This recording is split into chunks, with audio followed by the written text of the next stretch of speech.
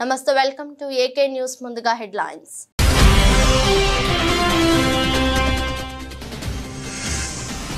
ప్రధాని మోదీ అధ్యక్షతన నీతి ఆయోగ్ భేటీ ప్రారంభం పలు రాష్ట్రాల సీఎంలు గైహాజరు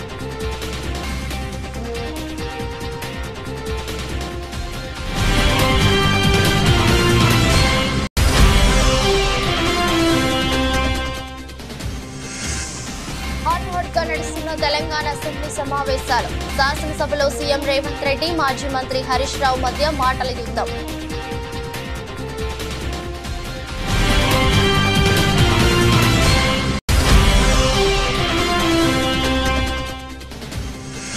పథకాలు అమలు చేయలేమని చేతులెత్తేశారు కూటమి ప్రభుత్వంపై విమర్శలు గుప్పించిన మాజీ మంత్రి బుగ్గన రాజేంద్రనాథ్ రెడ్డి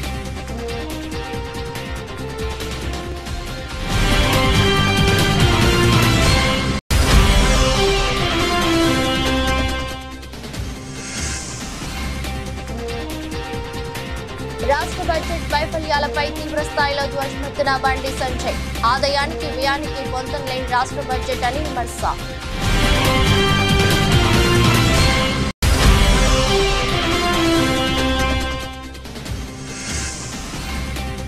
రాహుల్ ద్రావిడ్ నుంచి ఊహించిన సర్ప్రైజ్ రాహుల్ మెసేజ్ తో తీవ్ర భావోద్వేగానికి లోనైన గౌతమ్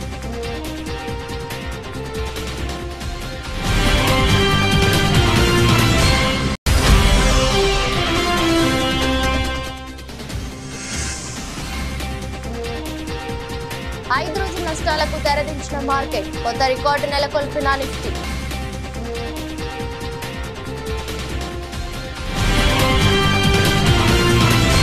ఢిల్లీలో నీతి ఆయోగ్ సమావేశం ప్రారంభమైంది రాష్ట్రపతి భవన్ లోని కల్చరల్ సెంటర్ లో ప్రధానమంత్రి నరేంద్ర మోదీ అధ్యక్షతన 9వ పాలక మండలి భేటీ అయింది ఈ భేటీకి పలు రాష్ట్రాల సీఎంలు కేంద్ర పాలిత ప్రాంతాల లెఫ్టినెంట్ గవర్నర్లు కేంద్ర మంత్రులతో పాటు నీతి ఆయోగ్ వైస్ చైర్మన్ సభ్యులు ప్రత్యేక ఆహ్వానితులు పాల్గొన్నారు 2047 నాటికి భారత్ ను అభివృద్ధి చెందిన దేశంగా చేసేందుకు వికసిత్ భారత్ 2047 పై ప్రధానంగా చర్చిస్తున్నారు ప్రధానంగా దక్షిణాది రాష్ట్రాలపై మోదీ సర్కార్ నిర్లక్ష్యం వహించిందని ఆయా రాష్ట్రాల ప్రభుత్వాలు ఆగ్రహం వ్యక్తం చేస్తున్నాయి బడ్జెట్ కేటాయింపుల తీరుకు నిరసనగా నీతి ఆయోగ్ పాలక మండలి సమావేశాన్ని పలువురు సీఎంలు బహిష్కరించారు వీరిలో తమిళనాడు తెలంగాణ కర్ణాటక పంజాబ్ హిమాచల్ ప్రదేశ్ సీఎంలు ఎంకే స్టాలిన్ రేవంత్ రెడ్డి సిద్ధరామయ్య భగవంత్ మాన్ సుఖవిందర్ సింగ్ సుఖు అన్నారు తాను నీతి ఆయోగ్ భేటీకి హాజరు కాలేనని కేరళ సీఎం విజయన్ కూడా ప్రధాని మోదీకి లేఖ రాశారు తెలంగాణ అసెంబ్లీ సమావేశాలు హాట్ కాట్ గా నడుస్తున్నాయి శాసనసభలో ముఖ్యమంత్రి రేవంత్ రెడ్డి మాజీ మంత్రి హరీష్ రావు మధ్య మాటల యుద్ధం నడిచింది హరీష్ రావు వ్యాఖ్యలపై రేవంత్ గట్టి కౌంటర్ ఇచ్చారు కాంగ్రెస్ ప్రభుత్వం ప్రజలకు క్షమాపణ చెప్పాలని ప్రభుత్వం ప్రజల లక్ష్యంగా పనిచేయాలని బీఆర్ఎస్ ఎమ్మెల్యే హరీష్ రావు అన్నారు 6 గ్యారంటీలకు ఓట్ ఆన్ అకౌంట్ బడ్జెట్ లో కేటాయింపులు పెంచారు కానీ అసలు బడ్జెట్ లో కేటాయింపులు తగ్గించారని విమర్శించారు కాంగ్రెస్ అంటేనే డోకా పార్టీగా మారిపోయిందని హరీష్ విమర్శలు గుప్పించారు ఈ వ్యాఖ్యలపై సీఎం రేవంత్ స్ట్రాంగ్ కౌంటర్ ఇచ్చారు అబద్ధాలతో హరీష్ రావు ఊకదంపుడు ఉపన్యాసం ఇస్తున్నారని మండిపడ్డారు ప్రజలను మభ్యపెట్టాలని చూస్తే వారు నమ్మడానికి సిద్ధంగా లేరన్నారు ప్రజలు శిక్షించినా వాళ్ళ ఆలోచన మారలేదని అదే ఊకదంపుడు ఉపన్యాసాలు ఇస్తున్నారన్నారు లక్షల కోట్ల విలువైన ఔటర్ రింగ్ రోడ్ ను 7,000 కోట్లకే తెగనమ్మారని మండిపడ్డారు అందుకే అధ్యక్ష మా వెంకటరెడ్డి గారు ఒక మాట చెప్పారు వారికి హాఫ్ నాలెడ్జ్ అని వారికేమో హాఫ్ నాలెడ్జ్ పెద్దానికేమో ఫుల్ నాలెడ్జ్ ఇక మేము ఏం చేస్తాం అధ్యక్ష డిస్ట్రిబ్యూషన్ ట్రాన్స్ఫార్మర్స్ దగ్గర జనవరి 4 తారీఖు నాడు ఒప్పందం చేసుకొని ఏం చెప్పిండ్రు అధ్యక్ష అంటే జూన్ 30 తారీఖు లోపల అంటే దాదాపుగా 6 నెలల లోపల డిస్ట్రిబ్యూషన్ ట్రాన్స్ఫార్మర్స్ దగ్గర 100% మేము మీటర్లు బిగిస్తామన్నారు అదేవిధంగా 500 యూనిట్లు కానీ 200 యూనిట్లు వాడుకునే వాళ్లకు 31 డిసెంబర్ 2018 అదేవిధంగా 31 డిసెంబర్ 2019 అంటే 100% గృహ వినియోగదారులకు అదేవిధంగా వ్యవసాయ డిస్ట్రిబ్యూషన్స్ ఉన్న దగ్గర మేము మీటర్లు పెడతామని ఒప్పందాలు చేసి సంతకాలు చేశారు అధ్యక్ష ఈ సంతకంలో సంతకాలు పెట్టింది ఎవరు అధ్యక్ష ఆ పేర్లు కూడా నేను చెప్తా అధ్యక్ష ఎందుకంటే ఈ రికార్డులను సవరించాల్సిన బాధ్యత ఈ అంటే అబద్ధాలను ఈ రికార్డులో ఉంటే రేపు భవిష్యత్తులో కొత్తగా వచ్చే ఎమ్మెల్యేలు ఇదంతా నిజం అనుకునే ప్రమాదం ఉంది ఇందులో సంతకాలు పెట్టిన దాంట్లో అధ్యక్ష తెలంగాణ రాష్ట్ర ప్రభుత్వం తరఫున Ajay Mishra IAS special chief secretary energy department government of Telangana discom southern power distribution company of Telangana limited నుంచి శ్రీ జి రఘుమారెడ్డి, అదేవిధంగా అధ్యక్ష వీరు సదరన్ డిస్కామ్ నుంచి, అదేవిధంగా discom northern power distribution company of Telangana limited నుంచి ఏ గోపాలరావు, ఈ అధికారులు కేంద్ర ప్రభుత్వంతో ఒప్పందం చేసి ఈ సంతకాలు పెట్టి అన్ని దగ్గరలో మీటర్లు పెడతామని చెప్పిన మాట వాస్తవం అధ్యక్ష. ఈరోజు తమరి ద్వారా తెలంగాణ సమాజానికి నేను స్పష్టమైన వివరాలను తెలంగాణ సమాజానికి నేను చెప్పదలుచుకున్నాను. ముఖ్యమంత్రి రేవంత్ రెడ్డి కేసీఆర్ బాటలో నడుస్తున్నారని కేంద్ర మంత్రి బండి సంజయ్ విమర్శించారు. బ్రోకర్లకు కమిషన్లు ఇచ్చి మర్చెంట్ బ్యాంకర్స్ ద్వారా అధిక వడ్డీలకు వేలాది కోట్ల రూపాయలు అప్పులు తెచ్చే కుట్రలకు కాంగ్రెస్ ప్రభుత్వం తెరలేపిందని విమర్శించారు. దీంతో రాష్ట్ర ప్రజలపై మోయలేని భారం పడుతుందన్నారు. ఈ అంశంపై అసెంబ్లీలో చర్చ జరగాలని డిమాండ్ చేశారు. అసెంబ్లీ బడ్జెట్ కాంగ్రెస్ 6 గ్యారంటీలు అన్ని గాడిద గుడ్డే అన్నారు. 64 మంది కాంగ్రెస్ ఎమ్మెల్యేలు 8 మంది ఎంపీలు గాడిద గుడ్డే అన్నారు. నీతి ఆయోగ్ సమావేశానికి సీఎం రేవంత్ రెడ్డి హాజరు కాకపోవడం దుర్మార్గం అన్నారు. కాంగ్రెస్ బీఆర్ఎస్ పార్టీలు అవకాశవాద పార్టీలు అని విమర్శించారు. అవకాశం వస్తే కాంగ్రెస్ పార్టీలో బీఆర్ఎస్ విలీనం అవడం ఖాయమని జోష్యం చెప్పారు. కాళేశ్వరంపై కాంగ్రెస్ బీఆర్ఎస్ కలిసి డ్రామాలు ఆడుతున్నాయన్నారు.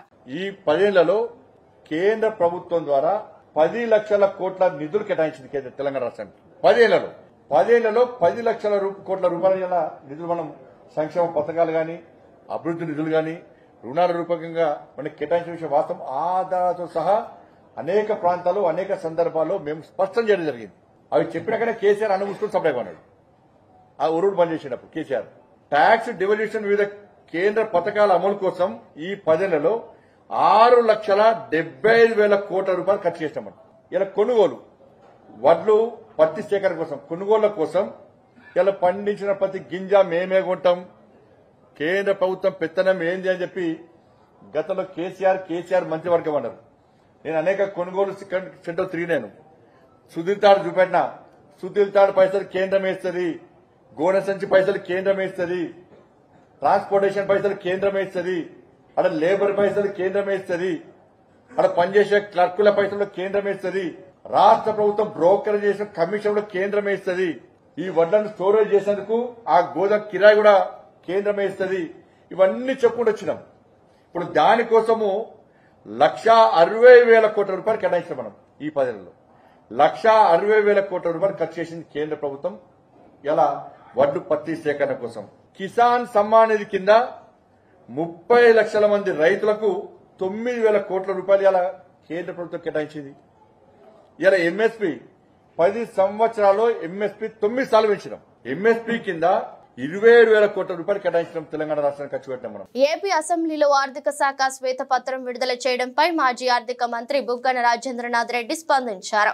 ఈ విషయమై ఆయన మీడియాతో మాట్లాడుతూ 2014 చంద్రబాబు సీఎం కాకముందు రాష్ట్ర రెవెన్యూ ఆదాయం 90,672 కోట్లు, బాబు దిగిపోయే నాటికి 1,14,671 కోట్లు ఉందని, వైఎస్ జగన్ దిగిపోయే నాటికి అంటే 2024కి 1,76,448 కోట్లు ఉందని వివరణ ఇచ్చారు. ఇది కాక ఫైనల్గా 31 పేజీకి వచ్చేసినారు. 31 పేజీకి వచ్చి ఫైనాన్షియల్ స్ట్రెస్, డిస్ట్రెస్ ఏమంటారు? డిస్ట్రెస్ ప్రకారము 2 లక్షల అంటే మీరు చెప్పే ప్రకారము మీరేమన్నారు? ఫస్ట్ మీరు నన్ను గెలిపించుకోండి, బ్రహ్మాండమైన పరిపాలన ఇస్తాను, నేను సూపర్ 6 ఇస్తాను, ఇంటింటికి చూసినారు కదండి వీడియోలో వాళ్ళ మంత్రి ఒక ఆయన అసలు ఇంటింటికి పోవడము, అమ్మ ఎంతమంది ఉన్నారు పిల్లలు, నీకు 15, నీకు 15, నీకు 15, నీకు 15, 60 ఇట్లా 15, 16, 17, 18 ఇష్టాంతరాన్ని చెప్పుకుంటా ఇండ్లు తిరుగుతున్నాయి.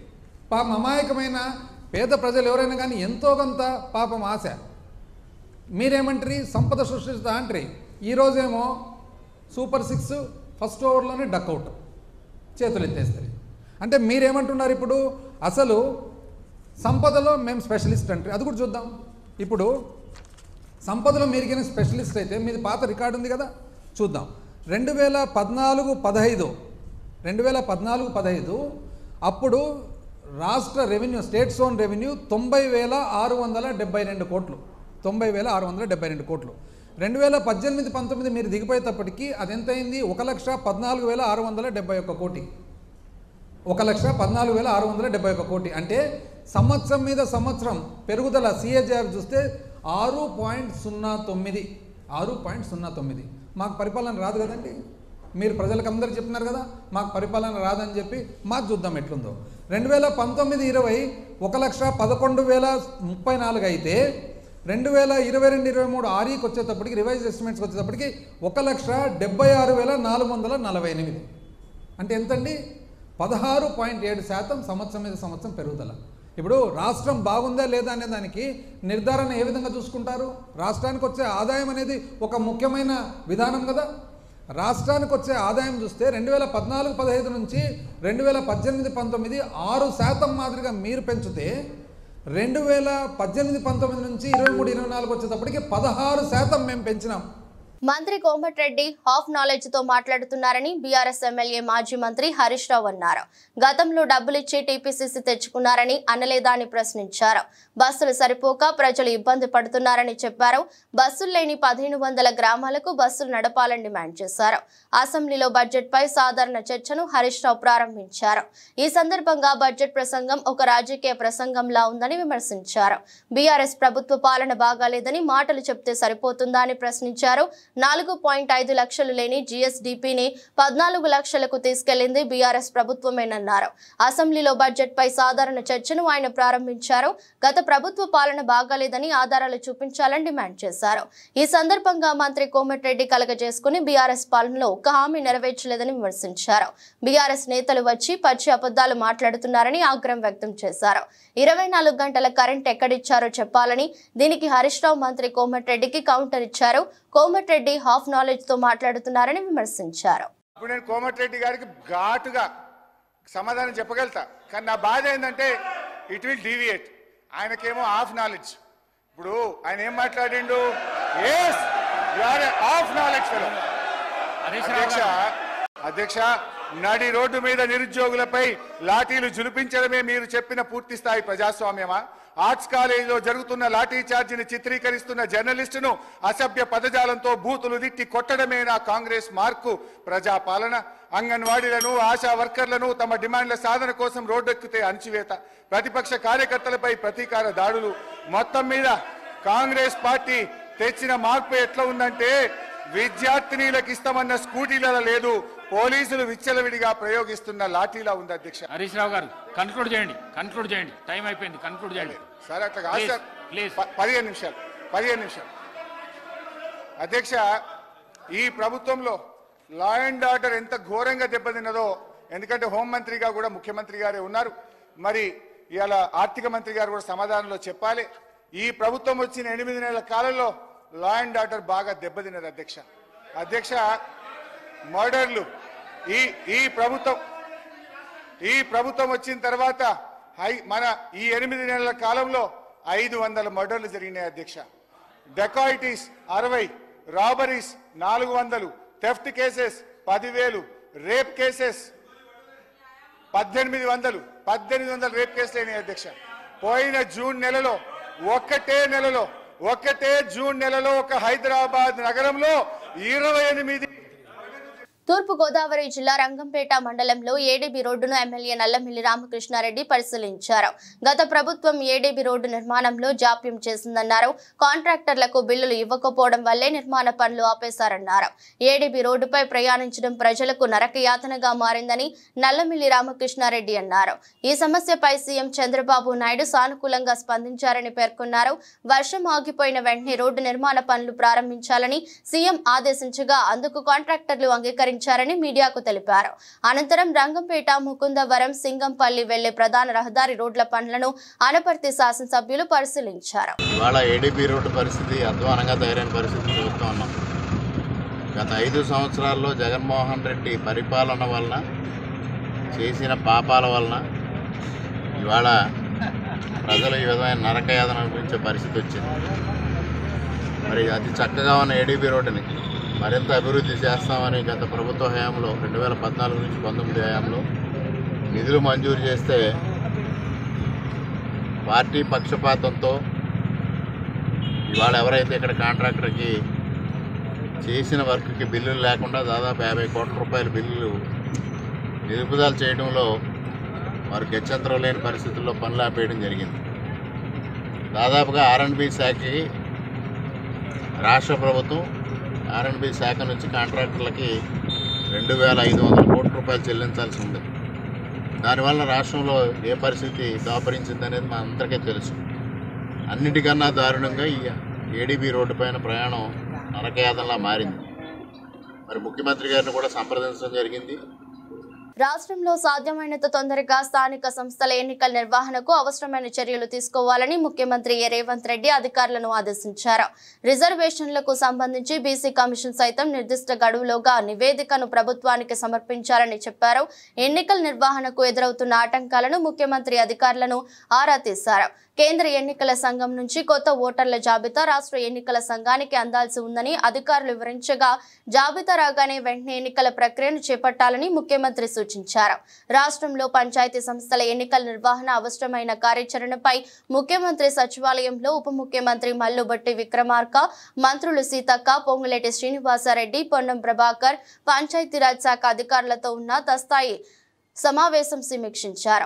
బండ్లగూడ జాగర్ మున్సిపల్ కార్పొరేషన్ లో ప్రోటోకాల్ సమస్య అధికమవుతోంది. అభివృద్ధి పనుల్లో మేయర్ ప్రమేయం లేకుండానే శంకుస్థాపనలు జరుగుతున్నాయని బండ్లగూడ మేయర్ లతా ప్రేమగౌడ్ నిరసన వ్యక్తం చేశారు. బండ్లగూడ మున్సిపల్ కమిషనర్ ఏకపక్షంగా వ్యవహరిస్తున్నారని, కార్పొరేటర్లకు కనీస మర్యాద కూడా ఇవ్వకుండా వ్యవహరిస్తున్న తీరు బాగోలేదని మేయర్ అన్నారు. బండ్లగూడ జాగర్ లో జరిగే ప్రతి అభివృద్ధి కార్యక్రమంలో ప్రోటోకాల్ ప్రకారం మేయర్ ఆయన తనకు కార్పొరేటర్లకు సమాచారం ఇవ్వకుండా కమిషనర్ ఏకపక్ష నిర్ణయాలు తీసుకుంటున్నారని, దీనిపై రంగారెడ్డి జిల్లా కలెక్టర్ కు ఫిర్యాదు చేసినట్లు బండ్లగూడ జాగీర్ మేయర్ లతా ప్రేమ్ గౌడ్ తెలిపారు. ఈ రోజు బండ్లగూడ జాగీర్ లో అత్యవసర కౌన్సిల్ మీటింగ్ పెట్టుకోవాలని ఎజెండా కూడా మేము తయారు చేసుకున్నాము. దానికి అందరం సంతకాలు కూడా పెట్టినాము. అయితే కమిషనర్ గారిని రాత్రి అడిగితే ఇది మర్చిపోయానని చెప్పారు. సరే మర్చిపోయే దీని తర్వాత మళ్ళీ 10 గంటలకు మీటింగ్, 11 గంటలకు ఓపెనింగ్ ఉంది, ఇవన్నీ పనులు ఓపెనింగ్ ఉన్నాయని చెప్పేసి అని అంటే సరే అని చెప్పేసి అనుకున్నాము. కానీ సడన్ గా నిన్న ఎజెండా ఎవరికి ఏ కార్పొరేటర్ కి కూడా పంపించలేరు. ఎందుకు పంపించలేరు అంటే మర్చిపోయానని చెప్పారు. అది సరే, మరి అది మర్చిపోతే మేము కూడా ఈ మీటింగ్స్, ఈ ఓపెనింగ్స్ కి కూడా రామని చెప్పేసి, శంకుస్థాపనలో ఓపెనింగ్స్ కి కూడా రామని చెప్పేసి మేమందరం అంటే సరే కోరం మెంబర్స్ అందరు ఎట్లా అంటే అట్లాగే చేస్తామని చెప్పేసి నిన్న నైట్ చెప్పడం జరిగింది. ఇవాళ ఉదయం ఎమ్మెల్యే గారు వస్తున్నారు, నేను కూడా వెళ్తున్నాను, ప్రోటోకాల్ ప్రకారం నేను వెళ్ళిపోతున్నా అని చెప్పేసి వెళ్ళిపోయారు. కనీసం అక్కడ లోకల్ కార్పొరేటర్ లేరు, డిప్యూటీ మేయర్ లేరు, ఎవరు లేకుండా తను ఒక్కడే వెళ్ళి ఇలా చేసుకోవడం మాకేమీ అర్థం కావడం లేదు. ఇలా ఎందుకు జరుగుతుంది, ఎందుకు చేస్తున్నాడో తెలియడం లేదు. మేము ప్రజల చేత ఎన్నుకోబడిన ప్రజాప్రతినిధులం. ఆయన ఒక అధికారి అయితే మేము చెప్పిన మాటకు అంటే విలువ లేదా ఏంటి అని నేను అడుగుతున్నాను, ఇవాళ ప్రశ్నిస్తున్నాను. భారత మాజీ రాష్ట్రపతి missile men Bharat Ratna doctor APJ Abdul Kalam వర్ధంతి సందర్భంగా అబ్దుల్ కలాం సేవా సంస్థ వ్యవస్థాపకులు ఆళ్ల ప్రవీణ్ కుమార్ ఆధ్వర్యంలో నిర్వహించిన కార్యక్రమానికి ముఖ్య అతిథిగా విచ్చేసిన తెలుగుదేశం పార్టీ విశాఖ జిల్లా మాజీ అధ్యక్షులు దాడి రత్నాకర్ గారు అబ్దుల్ కలాం విగ్రహానికి పూలమాలలు వేసి ఘనంగా నివాళులర్పించారు. ఈ సందర్భంగా మాట్లాడుతూ శాస్త్రవేత్తగా, విద్యావేత్తగా దేశానికి రాష్ట్రపతి పదవికి వన్న తీసుకొచ్చారని అన్నారు. ఆయన జీవితాన్ని విద్యార్థులందరూ స్ఫూర్తిగా తీసుకుని ఉన్నత శిఖరాలకు అధిరోహించాలని కోరుతున్నారు. ఆయన ఆదర్శంగా తీసుకుని విద్యార్థులు కూడా ఆ విధంగానే ముందుకెళ్లాల్సిన అవసరం. అబ్దుల్ కలాం గారు ముఖ్యంగా మనం చెప్పాలంటే అందరికీ భారతదేశ రాష్ట్రపతిగా మాత్రమే తెలుసు. కానీ ఆయన వెనక ఒక సాధారణుడు, ఒక సామాన్యుడు తలుచుకుంటే కష్టపడితే ఏదైనా సాధించగలదు అనేటువంటి దానికి ఉదాహరణే అబ్దుల్ కలాం గారు. ఒక పేద తరగతి నుంచి, ఒక పేద కుటుంబం నుంచి పుట్టి అలాగే ఒక సైంటిస్ట్గా, ఊరికే ఏదో ఒక డిఆర్డీఓలో సైంటిస్ట్ మాత్రమే కాకుండా మిసైల్ మ్యాన్ ఆఫ్ ఇండియా అని పేరు గాంచినటువంటి వ్యక్తి. అంటే మిసైల్ మ్యాన్ ఆఫ్ ఇండియా అంటే ఇవాళ భారతదేశం గర్వపడేటువంటి క్షిపణి ఆయన ప్రత్యేకంగా రూపొందించడం జరిగింది. దాన్ని ఈ రోజు కూడా ఇవాళ మన భారతదేశ డిఫెన్స్ అంతా కూడా, రక్షణ వ్యవస్థ అంతా కూడా అది వాడుతూ ఉన్నారు. గర్వకారంగా ప్రపంచం అంతా కూడా చెప్పుకుంటా ఉంది. సికింద్రాబాద్ కంటోన్మెంట్ లో కొంతమంది స్వార్థ ప్రయోజనాల కోసం విలీనం వ్యతిరేకిస్తూ ప్రజలను మోసం చేస్తున్నారని కంటోన్మెంట్ వికాస్ మంచ్ నేతలు విమర్శిస్తున్నారు.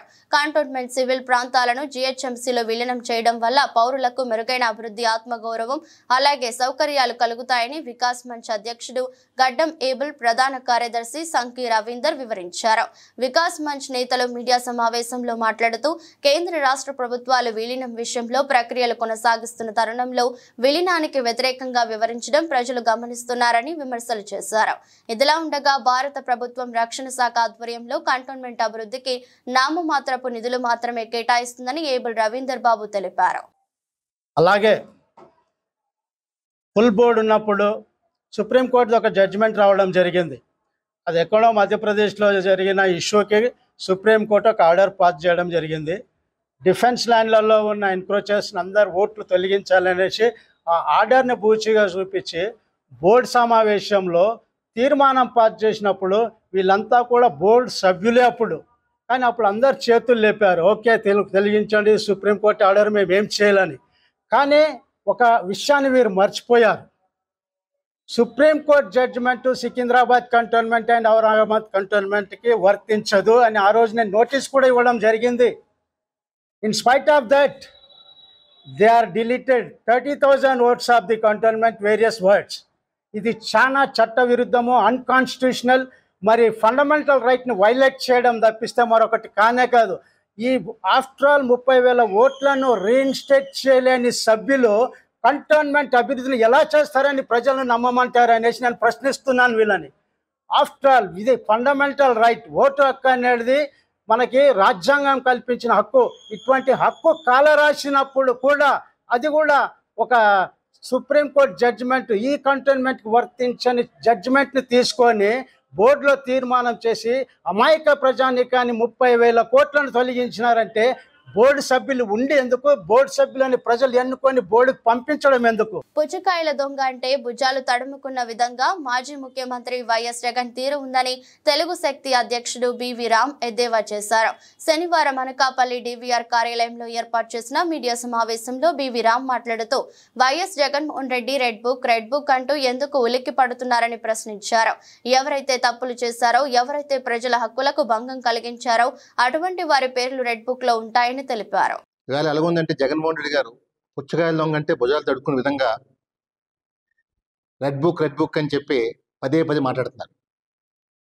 ఇవాళ రెడ్ బుక్ అనేది ఎవరైతే తప్పులు చేశారో, ఎవరైతే ప్రజల హక్కులు కాలు రాశారో అలాంటి వాళ్ళ పేరు రెడ్ బుక్లో ఎక్కించారు. నాడు చెప్పారు, నేడు లోకేష్ గారు అంటున్నారు తప్ప అలాంటి వాళ్ళు శిక్షిస్తా అని చెప్పి అంటున్నారు తప్ప ఇదేమీ రాజారెడ్డి రాజ్యాంగం కాదు మనం చేస్తున్నారు.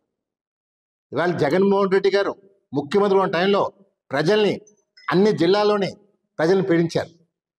ఎవరైనా వాట్సాప్లో పోస్టు ఫార్వర్డ్ చేస్తేనే అరెస్టులు చేశారు. మరి ఈవేళ అన్నీ మర్చిపోయినట్టు ఏదో ఢిల్లీలో వెళ్ళి రాష్ట్రంలో అరాచకాలు జరిగిపోతున్నాయి, చాలా విధ్వంసం జరిగిపోతున్నాయని చెప్పి ఒక ఫోటో ఎగ్జిబిషన్ పేరుతో హై డ్రామా ఆడేది మనం చేస్తున్నాం. పోనీ ఆ ఎగ్జిబిషన్కి ప్రధాన పక్ష పార్టీ కేంద్రంలో కాంగ్రెస్ పార్టీ వచ్చిందో అడిగితే దానికి ఏదో చంద్రబాబు నాయుడుతో కుమ్మక్కారని చెప్పి తప్పుడు మాట్లాడుతున్నారు. నిజాంపేట గ్రామ పంచాయతీ పరిధిలోని హబీబ్ నగర్ కాలనీకి వెళ్లే ప్రధాన రహదారి చినుకు పడితే బురదమయంగా గుంతలు ఏర్పడటంతో కాలనీ వాసులు ఇబ్బందులకు గురవుతున్నారు. కాలనీలో సుమారు 20 ఇండ్లు ఉంటాయని, వీరి సమస్యలు తీర్చేవారే కరువయ్యారని ఆవేదన వ్యక్తం చేశారు. ఎలక్షన్ సమయంలోనే నాయకులకు గుర్తుకు వస్తామని, ఎన్నికల తర్వాత మమ్మల్ని పట్టించుకునే వారే లేరన్నారు. గత పాలకులు మట్టి రోడ్డు పోయించారని, ఈ చిన్నపాటి వర్షానికి బురదమయం కావడంతో రోడ్డుపై నడవలేని పరిస్థితి నెలకొందని కాలనీ వాసులు వాపోతున్నారు. ఏకనైనా అధికారులు స్పందించి హబీబ్ నగర్ కాలనీకి సీసీ రోడ్డు మంజూరు చేసేలా కృషి చేయాలని కాలనీ వాసులు వేడుకుంటున్నారు. హబీబ్ నగర్ కాలనీ గ్రామ పంచాయతీ నిజాంపేట. మాది ఎలక్షన్ ఈ రోడ్డు ఏమో బురదగా మారుతుంది. కానీ మాకు గత ఎలక్షన్ టైంలోనే మేము గుర్తుకొస్తాం. రాజకీయ నాయకులు వచ్చి మాకు హామీ ఇస్తారు కానీ ఎలక్షన్ అయిపోయినాక ఒక్కరు కూడా మాకు స్పందించదు. కానీ ఇప్పటికైనా స్పందించి మాకు రాజకీయ నాయకులు ఒక సీసీ రోడ్ నిర్మించాలని కోరుకుంటున్నాను. అప్పటి వరకు మాకు పోవడానికి రావడానికి పిల్లలు స్కూల్కి వెళ్ళడానికి చాలా ఇబ్బంది ఎదుర్కోవాల్సి వస్తుంది. కానీ బురద అతిమయంగా మాది రహదారి అయిపోయింది. గత ప్రభుత్వం పట్టించుకోరు. ఈ ప్రభుత్వం అన్న మాకు స్పందించి రాజకీయ నాయకులైన మాకు సీసీ రోడ్ వేయాలని కోరుతున్నాం. కానీ ఎలక్షన్ టైంలోనే గుర్తుకొస్తాం, వచ్చి హామీలు ఇచ్చిపోతారు రాజకీయ నాయకులు. కానీ ఎలక్షన్ అయిన తర్వాత మాకు ఎవరు పట్టించుకునే దిక్కు కరువయ్యారని ఇప్పటికైనా పై అధికారులు రాజకీయ నాయకులైన స్పందించి మాకు సీసీ రోడ్డు నిర్మాణం చేయాలని కాలనీ వాసులు కోరుకుంటున్నాము.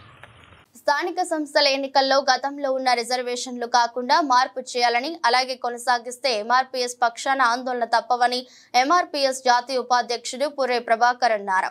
శనివారం నాడు కొల్చారం గ్రామంలో ప్రభాకర్ మీడియా సమావేశం ఏర్పాటు చేశారు. ఈ సందర్భంగా ప్రభాకర్ మాట్లాడుతూ భారత రాజ్యాంగం కల్పించిన హక్కులను ప్రజలకు చేరేలా ప్రభుత్వం చూసుకోవాల్సిన బాధ్యత ఉందని అన్నారు. అలా కాకుండా గతంలో కొనసాగించిన రిజర్వేషన్లు ప్రస్తుత ఎన్నికల్లో అమలు చేస్తే మారుమూల గ్రామాలు, తాండాలు అభివృద్ధికి ఆమడ దూరంలో ఉంటాయని ప్రభాకర్ తెలిపారు. స్థానిక ఎన్నికల కోసము గ్రీన్ సిగ్నల్ ఇవ్వడం మేము ఎంఆర్పీఎస్ తరఫున హర్షం వ్యక్తం చేస్తున్నాం. మరి 10 సంవత్సరాలకు ఒకటే రిజర్వేషన్ అనడం అది సమంజసం కాదు. స్వతంత్ర భారతదేశంలో, ప్రజాస్వామ్య దేశంలో భారత రాజ్యాంగం అంటే ఈ ప్రపంచమే గుర్తించదగ్గ విషయం ఉన్నది. కాబట్టి తక్షణమే మీరు పాత రిజర్వేషన్లనే యథావిధిగా కొనసాగిస్తామని చెప్తున్నారు. కాబట్టి అది కాదు, అది మార్పు చేయవలసిన అవసరం ఎంతైనా ఉన్నది. మారుమూల గ్రామాలల్లో చాలామందికి రిజర్వేషన్లు అందక చాలా వెనుకబడి ఉన్నారు. కాబట్టి దయచేసి భారత రాజ్యాంగాన్ని కాపాడదాం. మరి ఇంకోటి ఏంటంటే లాస్ట్ సంవత్సరము అన్ని విలేజ్లలో కావచ్చు, గ్రామ స్థాయిలో కావచ్చు, మున్సిపాల్లో కావచ్చు అక్కడక్కడ వచ్చినటువంటి రిజర్వేషన్లే మీరు యథావిధిగా కొనసాగిస్తామని చెప్తున్నారు.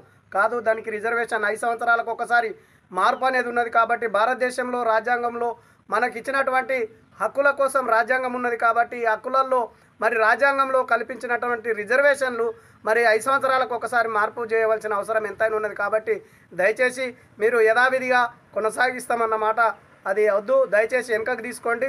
టీమిండియా హెడ్ కోచ్ గా తన ప్రయాణం ప్రారంభించిన గౌతమ్ గంభీర్ కు మాజీ కోచ్ రాహుల్ ద్రావిడ్ ఊహించని సర్ప్రైజ్ ఇచ్చారు. కోచ్ బాధ్యతలో ఎదురయ్యే సవాళ్లు, అనుభవాల గురించి చెప్తూ ఆడియో సందేశాన్ని షేర్ చేశారు. బీసీసీఐ ఈ మెసేజ్ ను గౌతమ్ తో పంచుకుంది. రాహుల్ సందేశం విని అతడు తీవ్ర భావోద్వేగానికి లోను కాగా ఇందుకు సంబంధించిన వీడియోను బీసీసీఐ నెట్టింటా పంచుకుంది. మీకో సర్ప్రైజ్ అంటూ బీసీసీఐ వారు రాహుల్ సందేశాన్ని గౌతమ్ ముందుంచారు. కాగా రాహుల్ ద్రావిడ్ సందేశం విని తాను భావోద్వేగానికి లోనైనట్టు గంభీర్ చెప్పాడు. రాహుల్ తనకు ఆదర్శమని అన్నాడు. తాను చూసిన అత్యంత నిస్వార్థ క్రీడాకారుడు రాహుల్ ద్రావిడ్ అని కొనియాడారు. రాబోయే తరాలు కూడా రాహుల్ నుంచి నేర్చుకోవాల్సింది ఎంతో ఉంటుందని తెలిపారు. ఈక్విటీ మార్కెట్ 5 రోజుల వరకు వరుస నష్టాలకు తెరదించింది. అమెరికాలో జీడీపీ గణాంకాలు ఆశించిన దానికన్నా మెరుగ్గా ఉండటంతో పాటు ఇన్వెస్టర్లు తగ్గినప్పుడు కొను అనే సూత్రాన్ని పాటించి విలువ ఆధారిత కొనుగోళ్లు జరపడం మార్కెట్ కు ఊపిరిలో పోసింది. ఇన్ఫోసిస్, ఎయిర్టెల్, ఆర్ఐఎల్ వంటి బ్లూ చిప్ షేర్లలో జరిగిన కొనుగోళ్లు మార్కెట్ ను పరుగులు పెట్టించాయి. ఈక్విటీ సూచీలు 1.7% మేరకు లాభపడ్డాయి. నిఫ్టీ అయితే సరికొత్త జీవితకాల గరిష్ట స్థాయిని నమోదు చేసింది. 428.75 పాయింట్లు లాభపడి 24,834.85 వద్ద స్థిరపడింది. సెన్సెక్స్ 1,292.92 పాయింట్లు లాభపడి 81,332.72 వద్ద ముగిసింది. ఇంట్రాడేలో సెన్సెక్స్ 1,387.38 పాయింట్లు లాభపడి 81,427.18 పాయింట్లు గరిష్టాన్ని నమోదు చేసింది. అయితే ఈ రెండు స్థాయిలు గతంలో సెన్సెక్స్ నమోదు చేసిన జీవితకాల గరిష్ట స్థాయిల కన్నా దిగువనే ఉన్నాయి. వారం మొత్తం మీద సెన్సెక్స్ 728 పాయింట్లు, నిఫ్టీ 304 పాయింట్లు లాభపడ్డాయి. నెస్లే మినహా సెన్సెక్స్ షేర్లన్నీ లాభపడ్డాయి. 4.51%తో భారతీయ ఎయిర్టెల్ లాభపడిన షేర్లలో ఉంది. వార్తలు ముగించే ముందు మరోసారి హెడ్లైన్స్.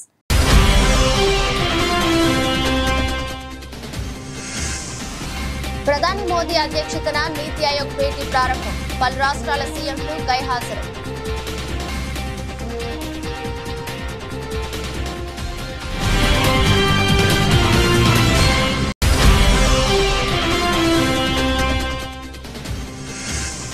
హాట్ గా నడుస్తున్న తెలంగాణ అసెంబ్లీ సమావేశాలు. శాసనసభలో సీఎం రేవంత్ రెడ్డి, మాజీ మంత్రి హరీష్ రావు మధ్య మాటల యుద్ధం.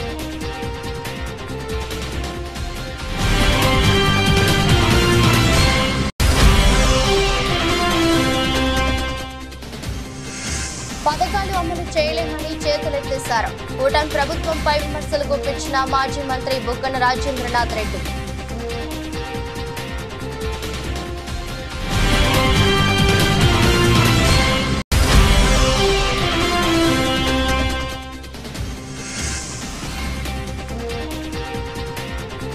బడ్జెట్ వైఫల్యాలపై తీవ్ర స్థాయిలో ధ్వజమెత్తిన బండి సంజయ్. ఆదాయానికి వ్యయానికి పొంతం లేని రాష్ట్ర బడ్జెట్ అని విమర్శ.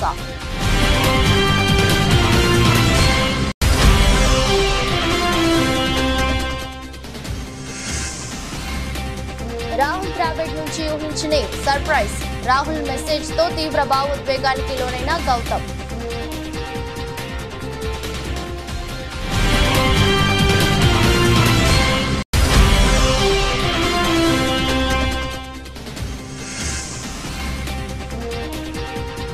ఐదు రోజుల నష్టాలకు తెరదించిన మార్కెట్. కొత్త రికార్డు నెలకొల్పిన నిఫ్టీ.